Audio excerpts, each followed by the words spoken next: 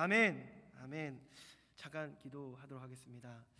사랑이 많으신 아버지 하나님, 오늘 이 시간에 우리를 많이 사랑해 주셔서 우리와 함께 계신 것을 압니다. 그러나 우리의 눈이, 우리의 마음이 자꾸만 하나님이 아니라 내 마음, 내 감정, 사람들의 시선에 마음이 빼앗겨집니다.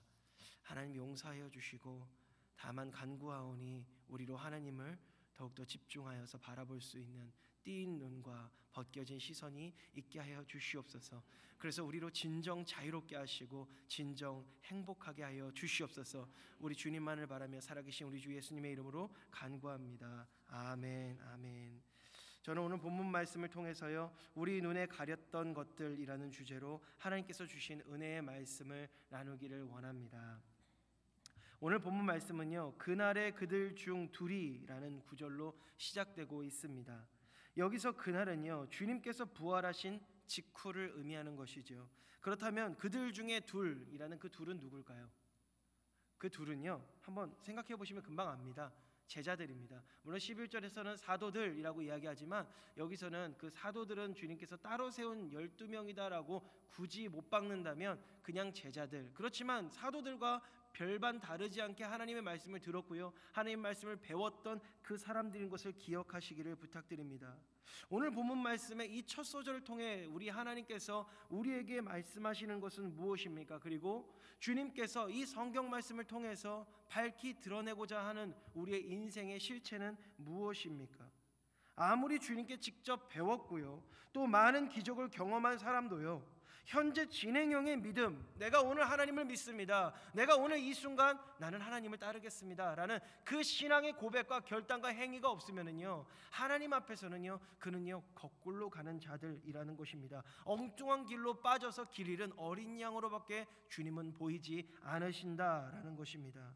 다시 말해서요, 주님께서 곧 임하셔서 함께하는 자리, 성령을 받으라고 명령하시는 자리, 세상은 줄 수도 알 수도 없는 그 평안과 행복을 주님이 약속하시고 부어주고 있는 그 삶의 현장, 예배의 현장, 그 거룩한 그 자리로 우리 하나님이 아무리 초청해도 거기를 찾아가지 못하는 안타까운 인생이 될 수밖에 없다라는 것입니다.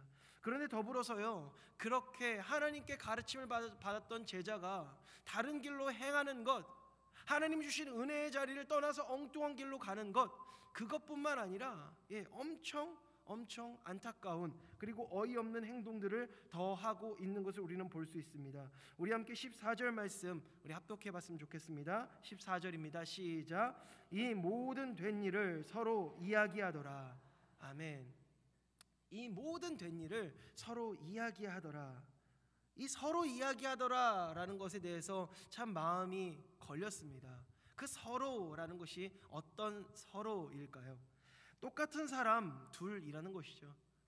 둘 다 주님이 부활하실 것에 대해서 속량하실 것에 대해서 그 의미와 뜻도 분명히 말씀 받았는데, 분명히 하나님께 은혜 받았는데, 예수 그리스도의 기적 다 체험했는데, 그런데도 불구하고 하나님을 몰라보고 부활하실 주님을 깨닫지 못하고 주님을 소망으로 여기지 못하고 그저 눈에 보이는 것에 한계를 두었던 그 똑같은 그 둘이서 가면서 자기들끼리 이야기하더라는 것입니다. 우리 10대 자녀들이 계신 분들이 많이 있는 걸로 알고 있는데요, 10대 아이들이요, 가끔 엇나갈 때 왜 못 돌아오는지 아십니까? 그것은요, 정말 들어야 할 어른들의 말, 정말 똑바로 가고 있는 선배들의 말을 듣는 것이 아니라 똑같은 수준의 친구들끼리 모여서 똑같은 수준의 이야기를 하기 때문인 것입니다. 그러므로 지혜 없는 자들은 어떻게 살아갑니까? 자기와 처지가 비슷한 사람들과만 어울리려고 합니다. 그렇게 그들은요, 해결 방법을 찾을 수가 없어요. 당장에 짧게 느껴지는 위로는 받을 수 있죠. 왜냐하면 내가 아 하면 이 사람이 하 하고 대답해 주니까요. 내가 그렇지 그럼 저쪽에서 그렇지 이렇게 얘기해 주니까 얼마나 마음이 위로가 됩니까? 좋죠. 그런데 더 나아가는 것은 불가능하다라는 것입니다. 문제에서 헤어나올 수가 없다라는 것입니다. 그렇기 때문에 그런 미련한 인생들은요, 사방이 우겨쌈을 당할 때 계속 우겨쌈을 당합니다. 그리고 같이 우겨쌈을 당한 사람하고 찾아가요. 그 사람하고 만나서 이야기를 합니다. 그러면 어떤 일이 벌어지죠? 또 사방이 우겨쌈을 당하는 것입니다. 왜요? 더 우겨쌈을 당하는 사람하고 같이 있으니까. 또요, 어떤 사람들은요, 짓밟혀 가지고 돌아옵니다. 세상한테 막 버림받고 상처받고 돌아옵니다. 그럼 어떻게 해요? 누군가가 정말 이것에 대해서 극복해 줄 수 있는 그 사람이 찾아가서 지혜를 구해야 되는데, 보통 사람들은요, 자기하고 처지가 똑같은, 어디서 짓밟혀 온 사람들, 정말 어디서 상처받은 사람들, 그 비슷한 사람들이 모여서 그 이야기를 나누기를, 상처받은 이야기, 그리고 정말 누가 나한테 너무했다는 이야기, 그런 이야기를 계속 나누면서요, 그냥 자기 상처만 묵상하는 거예요. 그것에 행복의 길이 있겠습니까?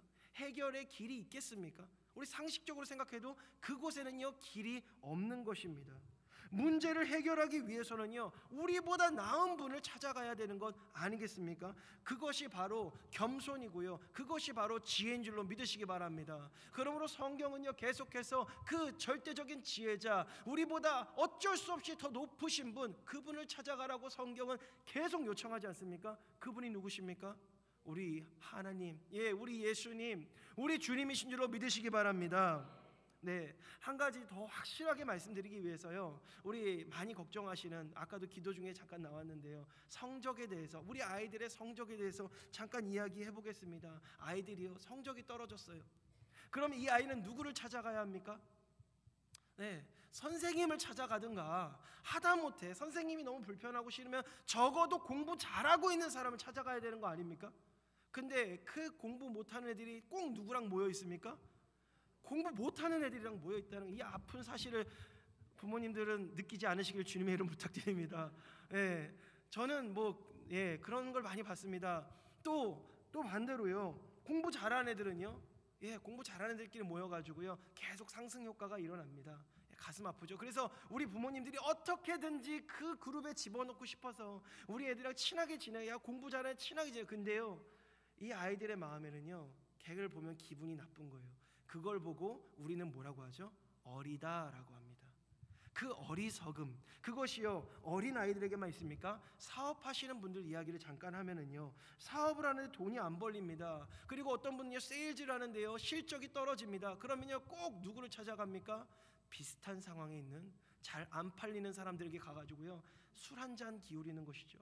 그러면서 얘기합니다. 이 한 잔 마시고 다 털어버리고 내일은 새롭게. 그러면 새로워집니까? 내일은 숙취가 기다린 줄로 믿으시기 바랍니다. 내일은 어쩔 수 없는 인생의 패배감이 몰려오는 것이고요, 어쩔 수 없는 지각이 기다리고 있는 것입니다. 그 인생의 해결 방법이 있습니까? 너무나도 뻔한 것 아닙니까? 그러므로 우리는요, 조금이라도 우리보다 나은 사람에게 찾아가서 도움을 받고 가르침을 받아야 하는 줄로 기억하시기 바랍니다. 그리고 사업이 어려울 때는요, 나보다 사업 잘하는 사람 보기만 해도 화나시죠? 그래도 그 사람한테 가서 무릎 꿇고 머리 숙이고 배워야 됩니다.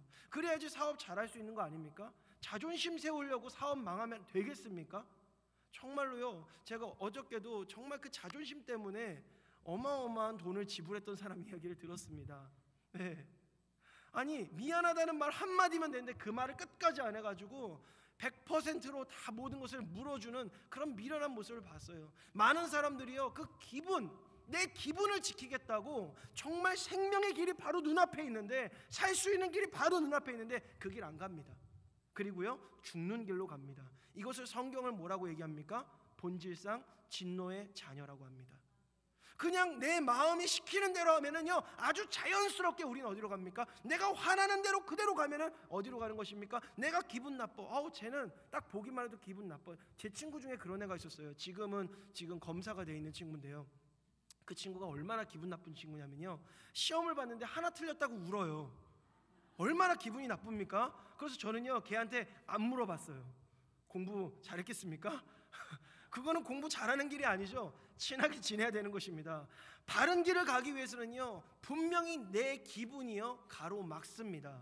내가 정말 하나님이 주시는 생명의 길 뿐만 아니라 이 땅 가운데서도 조금 그래도 괜찮은 길로 갈 수 있는 그 길로 가려고 하면은 반드시 내 기분이, 내 감정이 그 길을 가로막습니다. 그러면 그 기분에게 순종하시겠습니까? 아니면 살아계신 이 하나님의 말씀에 순종하시겠습니까? 망설여지십니까? 저는 말씀이요 이러실 줄 알았습니다. 뭐에 순종하시겠습니까? 하나님의 말씀에 순종해야 되는 줄로 믿습니다. 아멘. 그런데요, 이 땅을 살아가다 보면은요, 정말 중대한 문제가 우리 앞에 하나 더 있습니다. 그래, 나는 정말로 내 마음에 있는 감정을 이기고 정말 도움을 받을 만한 그런 존재를 찾아갈 거야. 그래가지고 그런 자들을 찾아가면은요, 그 사람들이요 더 무서운 호랑이 같이 보인다라는 것입니다. 그리고 그거는요 어떤 착각이 아니에요. 이 땅의 모든 사람들은요 무서운 사람들, 그리고 더 무서운 사람들이 있는 것 같습니다. 왜요? 이 땅에서 살아가려면 어떻게 해야 됩니까?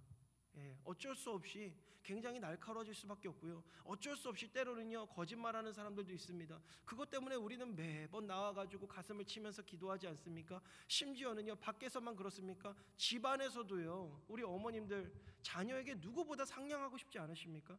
누구보다 좋은 엄마, 우리 엄마 생각하면 너무 기분 좋아 그러고 싶지 않습니까? 그런데 그게 편하십니까? 그렇게 됩니까?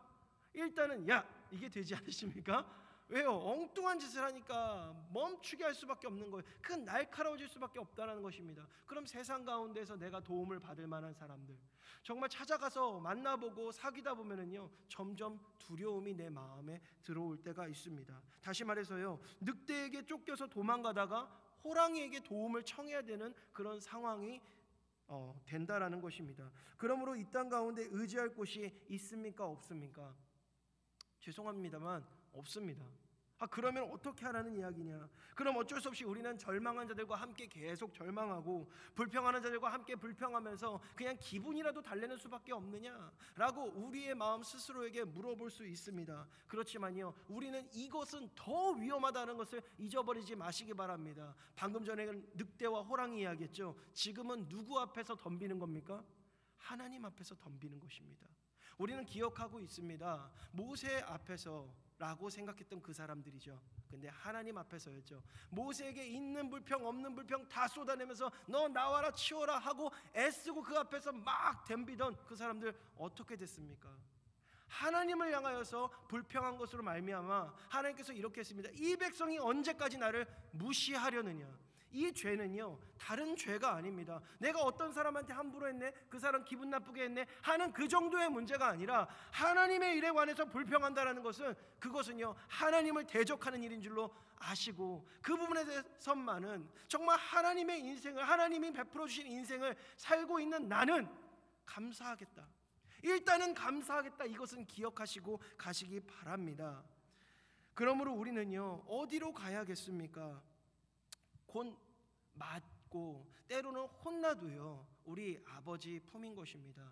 제가 이런저런 일로 여기저기 이제 고속 터미널이 아니라 휴게소죠. 휴게소에 다니면서 이것저것 이제 먹던 일이 있었어요. 그게 이제 다른 건 아니고 옛날에 뭐 이영자 씨가 이렇게 뭐 휴게소마다 먹을 게 맛있다고 그래서 굳이 거길 또 다 찾아갔네요. 근데 그렇게 맛은 없더라고요. 근데 제가 그 맛보다 더 귀한 진리를 깨달았습니다. 거기서 어떤 한 아이가 막 엄마하고 그걸 먹고 있는데 엄마도 저랑 같은 마음이었던 것 같아요. 그거를 먹었는데 이영재 씨가 말했던 것만큼 맛이 없던 거예요. 근데 애도 맛이 없는 거죠. 그러니까 애가 짜증내기 시작합니다. 막 보채기 시작합니다. 그러니까요 애가 혼났어요. 드디어 엄마한테 막 혼났어요.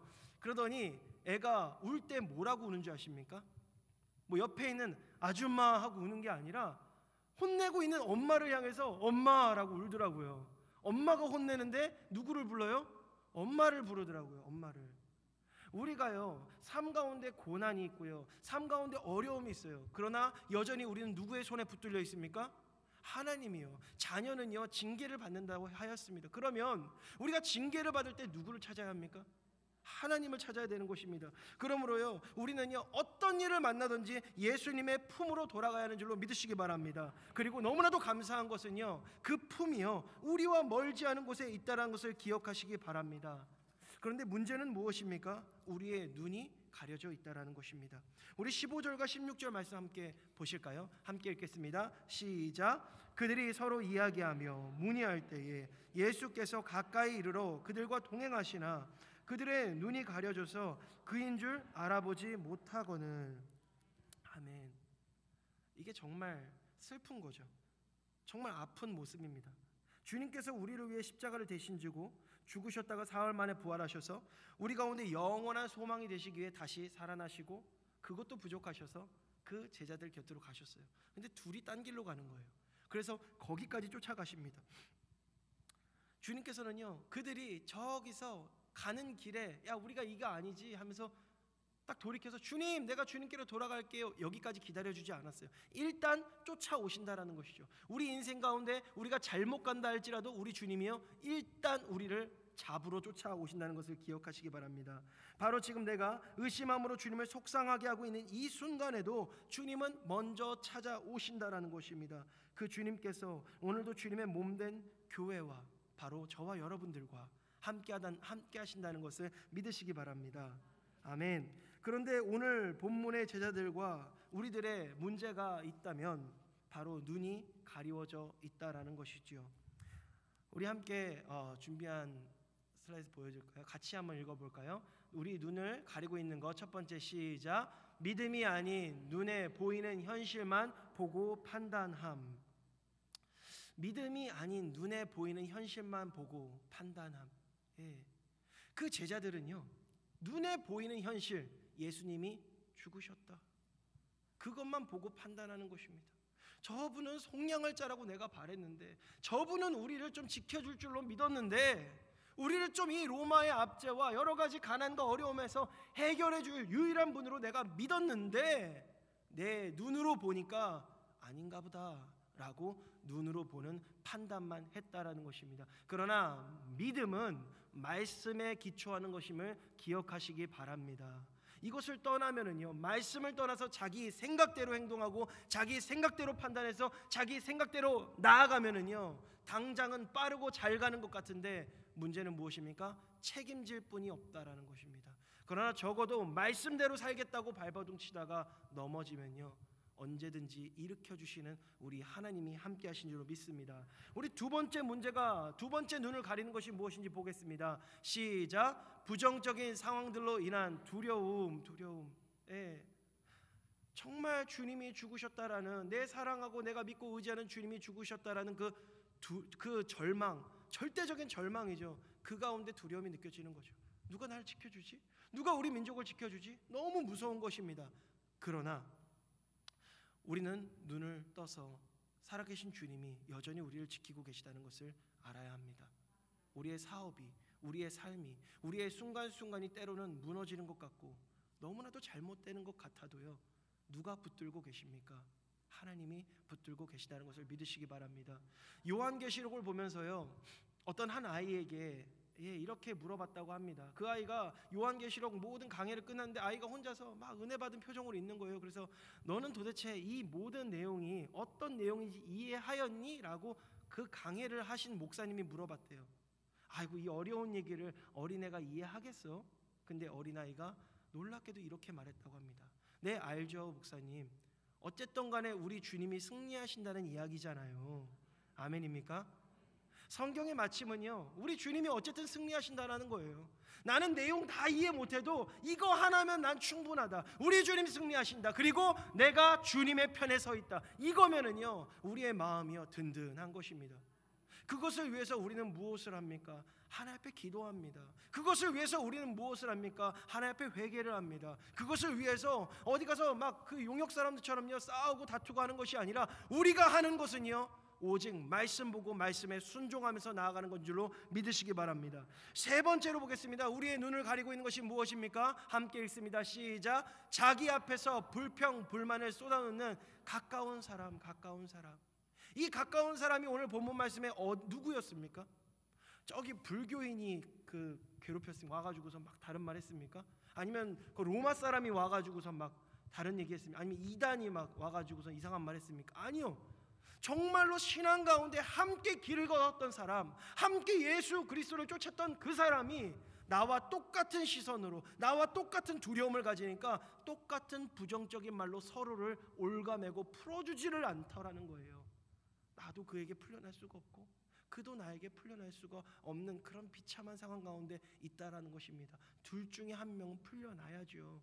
그래야지 한 명이라도 나와서 구해줄 거 아니에요. 그런데 둘 다 묶여가지고 그냥 그 안에서 우리는 망했어, 우리는 실패했어, 우리는 절망적이야, 우리는 끝장났어. 우리 하나님이 한 번이라도 그렇게 말씀하신 적 있으셨습니까? 우리 주님 안에 있다는 것을 믿으신다면요 내 입술의 고백은 늘 우리 주님은 해내신다라, 그것을 믿으시기 바랍니다. 나의 입술의 고백은 늘 우리 주님은 승리하신다, 그렇게 믿으시기 바랍니다.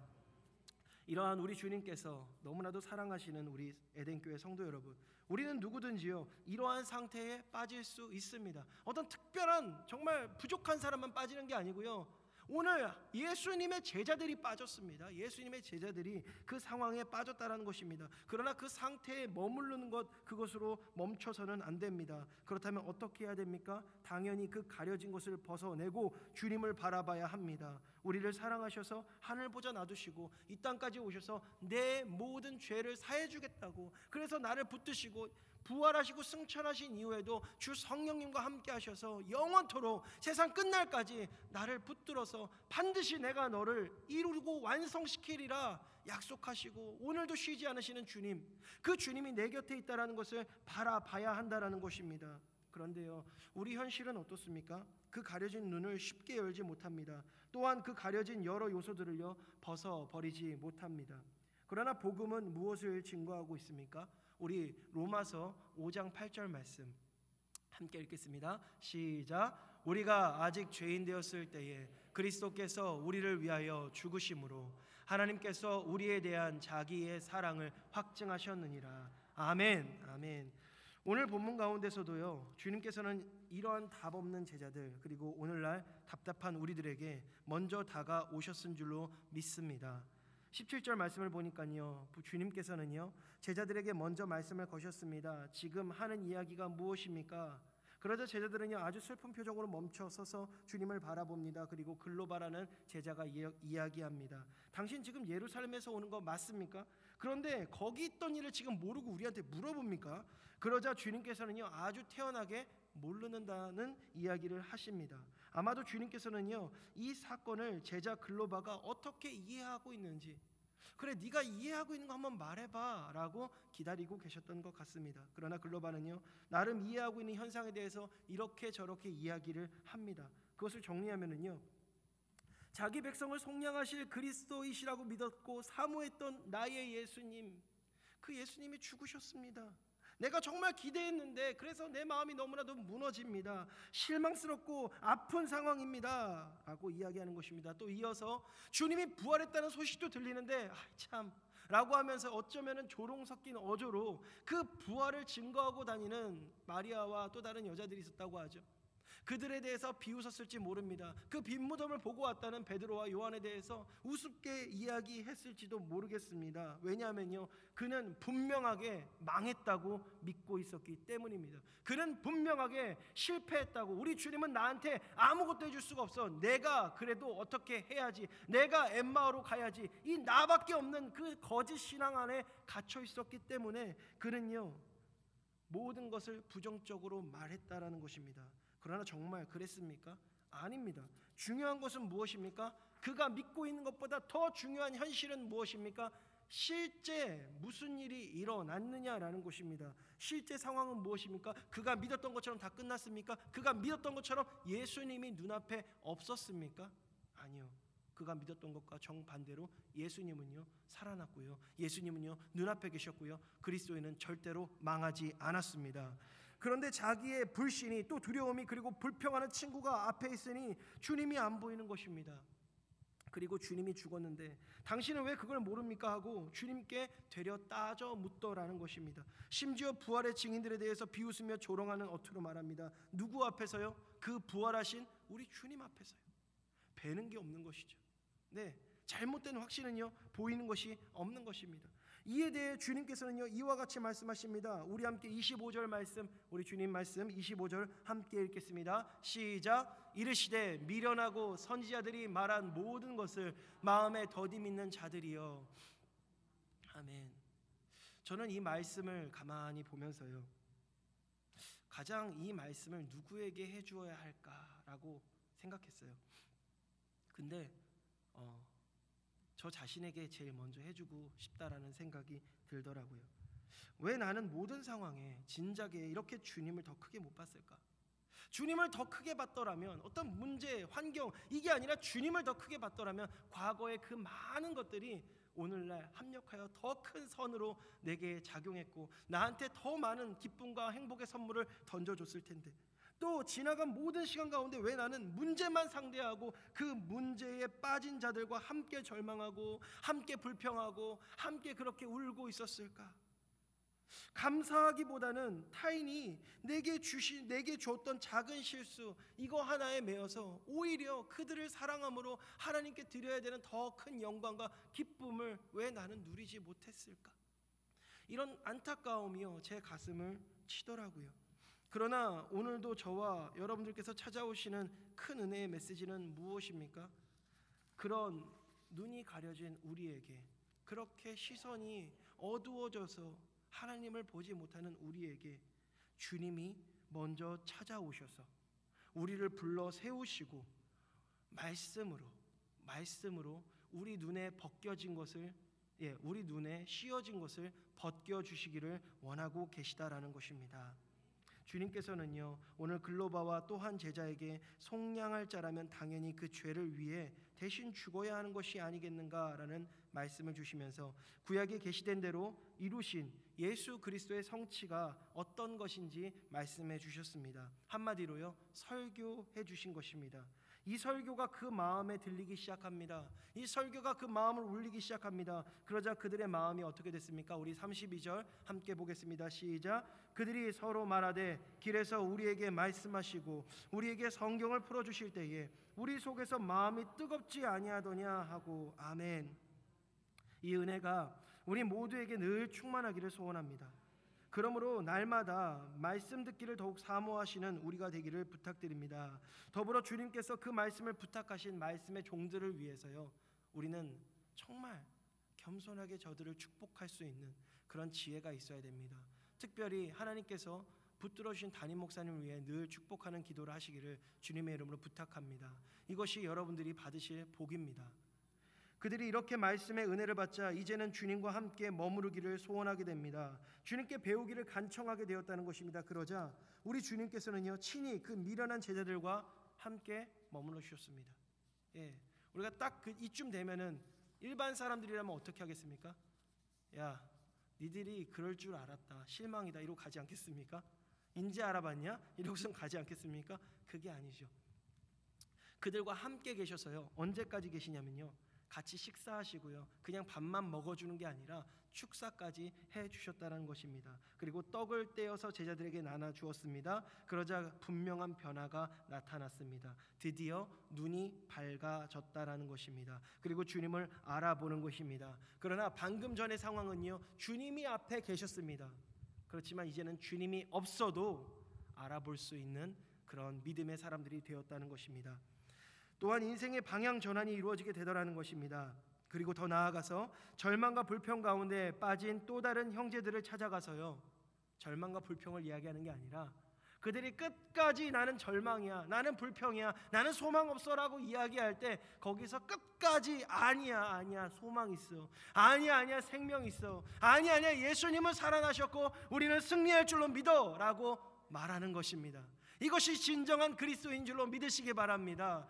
카타콤에서요 많은 자신의 자녀들이 죽어가고 있을 때 빛을 한 번도 보지 못한 아이들이요 태어나자마자 예수 그리스도의 이름을 지키느라고, 예수 그리스도의 그 말씀을 지키느라고, 그 믿음을 지키느라고 죽어가는 것을 바라볼 수밖에 없었던 부모님들이 있었습니다. 그 부모님이요 자녀에게 무엇을 선물로 주었을까요? 더 나은 환경? 더 올바른 상태? 무엇인가 개선된 것? 아니요, 오직 예수 그리스도의 이름밖에는 주지 않았습니다.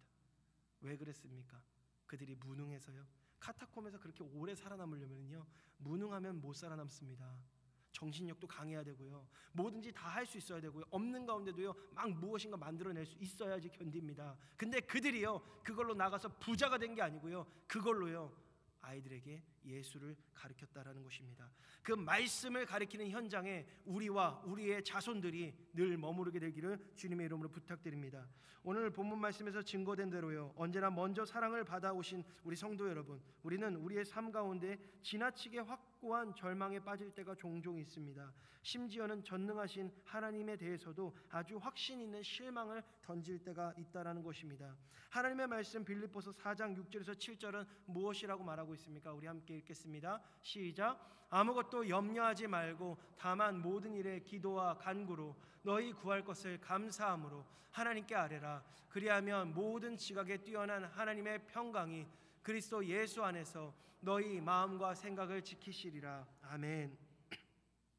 이렇게 말씀하시는데도요, 우리는요, 예배의 자리, 말씀의 자리, 기도의 자리, 그리고 우리의 모든 회개의 자리로 나아가지 아니하고 오히려 불평과 불만의 자리로 나아간다라는 것입니다. 우리 성도님들의 발걸음은 어디로 향하고 있습니까? 정말 주님의 사랑의 법을 따라서, 약속의 말씀을 따라서 믿음으로, 감사로, 겸손함으로, 헌신함으로 조용히 나아가고 있습니까?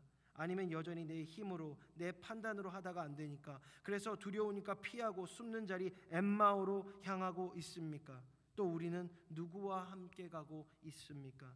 주님께서 여전히 우리와 함께 하시는데도 오늘 본문 말씀의 글로바와 같이 그저 나와 똑같은 현상만 보고 똑같은 불평불만이 가득한 이웃과 그 길을 걷고 있지는 않습니까? 아니면 죽음조차도 이기시고 변함없으신 사랑으로 오늘도 우리 곁에 찾아와 말씀하여 주시는 예수 그리스도의 그 메시지를 듣기 위하여 예배의 자리로 나오고 계십니까? 아멘입니까? 우리 성도님들 여기 계시니까 더 이상 말할 것도 없죠. 바로 우리 성도님들 하나님의 복이 이 자리인 줄로 믿으시고 늘 예배를 사모하시기를 부탁드립니다. 혹시 내 마음 가운데 분별이 아직도 어렵습니까? 그렇다면 스스로 점검해 보시기 바랍니다. 우리가 말씀을 드릴 때 내 마음에 뜨거운 하나님의 은혜가 일어나고 있는지, 또 우리가 정말 주님이 우리를 구원해 주신 그 은혜의 기쁨이 내 안에서 누려지고 있는지. 얼마 전에 담임 목사님 새벽에 설교하신 말씀에 이런 말씀이 있었습니다. 울지 못하는 것에 대해서 소름 돋게 소스라치게 놀라야 한다고 말씀하셨습니다. 정말 깜짝 놀라면서 내가 이렇게 은혜 없는 자리에 머물러 있었구나, 내가 이렇게 하나님과 멀리 떨어져 있었구나 하고 깜짝 놀라야 된다는 그런 말씀이 있으셨습니다. 제 마음이 굉장히 회개했습니다. 하나님 앞에 나는 이렇게 멀리 떨어져서 엠마오로 가는 사람이었구나라고 말입니다. 그렇게 하나님 앞에 온전한 길을 가지 못할 때 우리는 어떻게 합니까? 오늘 이 말씀을 통해서 혹 오늘이 아니라도요, 우리 쏟아지는 이 말씀을 통해서 은혜를 받기 위해서 늘 기도하지 않겠습니까? 이미 우리와 함께 하시는 우리 주님과 말입니다. 그래야만 우리의 삶이 사망에서 생명으로, 절망에서 소망으로, 지옥에서 천국으로 온전히 옮겨지기 때문입니다. 사랑하는 성도 여러분, 오늘 우리의 삶에 무엇이 쉬어 있어서 두 눈이 가렸던 간에요, 이거 하나만은 기억하시기 바랍니다. 아무 일을 만나도, 무슨 일을 만나도 예수님 앞에 엎드리면 살 수 있다라는 사실을 말입니다. 혹여 내가 주님께 멀리 떠나온 것 같아서, 난 지금 주님에게서 너무 멀리 떠난 것 같아 라고 두려움과 근심과 걱정이 되십니까? 괜찮습니다. 엠마오로 떠났다라는 그들의 그 발걸음에 보면은요, 25리라고 이야기합니다. 겨우 10km 정도밖에 안 되는 거리입니다. 여기서 숭례문까지 거리더라고요. 쉽게 말해서요, 언제든지 돌아올 수 있는 거리라는 것입니다. 우리의 실패와 절망의 발걸음은요, 영적으로 10km도 못 가서 주님에게 붙들리게 되어 있습니다. 그러므로 두려워하지 마십시오. 오늘 우리가 돌이킨다면 신앙에서는요, 너무 늦은 것이 없습니다. 오늘 제자들도요, 어쨌든 간에 주님께 붙들렸습니다. 그들은 절망과 두려움, 부정과 불평에 그 두 눈이 가려져서요, 영생이신 주님을 떠나고 있었지만 우리 주님께서는요, 친히 말씀을 주사 그들의 영안을 맑게 해주셨다라는 것입니다. 다시 주님의 품으로 달려갈 수 있는 길을 보여주셨다는 것입니다. 그러므로 언제나 주님의 말씀을 들으시는 것을, 또 주님의 임재를 모시며 주님께 주시는 떡을 사모하는 것을 게을리하지 아니하시기를 주님의 이름으로 부탁드립니다. 그럴 때 저와 우리 귀한 성도님 모두가 절망의 엠마오에서 소망의 예루살렘, 비록 로마의 병사들이, 문제가 환란이 우리를 둘러치고 있어도 주님이 함께 하시기로 약속한 자리이기에, 우리 주님이 찾아오시기로 약속한 자리이기에 그 자리 곧 은혜의 약속의 자리, 생명이 부어지는 그 자리, 예배의 자리인 것입니다. 그 자리를 사모하시는 방향 전환이 일어나기를 주님의 이름으로 부탁드립니다. 그럴 때 이제는 우리 영원하신 아버지 사랑의 주님과 동행하고 있다는 것을 깨달아서요, 천국의 복락을 누릴 수 있게 되는 줄로 믿으시기 바랍니다. 아멘. 아멘. 우리 이 시간에 잠깐 기도했으면 좋겠습니다.